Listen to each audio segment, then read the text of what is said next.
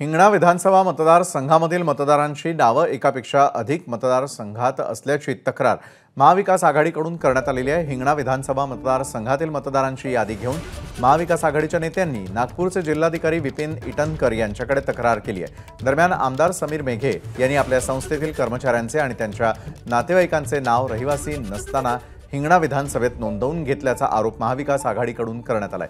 दरम्यान आमदार समीर मेघे यांनी हे आरोप फेटाळून लावलेत।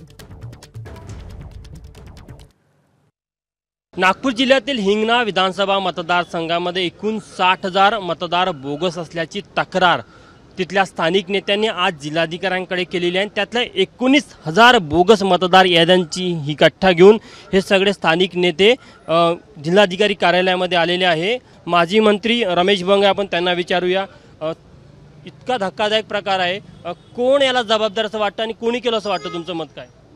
नाही, हा फार मोठा धक्कादायक प्रकार आहेच। जवळपास 52,000 मतदाराची आम्ही इलेक्शन पिटिशन दाखल केलं होतं 14 मध्ये। तोपर्यंत निकाल काही दिला नाही, वकील न्याय हजराचे नाही। त्यात हे सगळं केल्यानंतर आम्ही निवडणूक आयोग आहे दिल्ली, मुंबई आणि दिल्लीला सुद्धा पाठवलं आम्ही की आज जर तुम्ही रेशो पाहिला तर सर्वात जास्त मतदार वाढीचा वेग हा संपूर्ण नागपूर जिल्ह्याच्या 12 विधानसभा मतदारसंघापैकी फक्त हिंगण्यामध्ये आहे। सर्वात जास्त मतदार हिंगण्यामध्ये आहे आणि सर्वात बोगस मतदाराची नोंदणी हिंगणा मतदारसंघामध्ये। आज MIDC एरिया आहे। MIDC एरियामध्ये आपल्यालाही माहीत आहे की मोठ्या प्रमाणात जे लेबर्स असतात ते येतात, काही दिवस वर्ष थांबतात आणि मग दुसरीकडे जातात।